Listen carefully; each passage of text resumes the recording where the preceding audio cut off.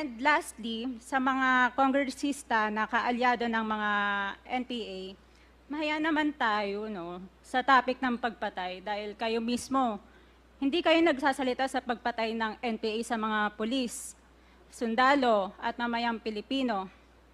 Pati rin po sa mga natitirang resource persons na gustong mag-abogada papuntang ICC, si Attorney Maria Cristina Conti, na kandidato ngayon ng Bayan Muna Party List.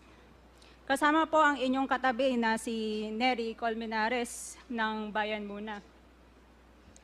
Sa NPA, nire-recruit ang mga kabataan para pabagsakin ang gobyerno at pumatay ng mga pulis, sundalo at tropa ng gobyerno.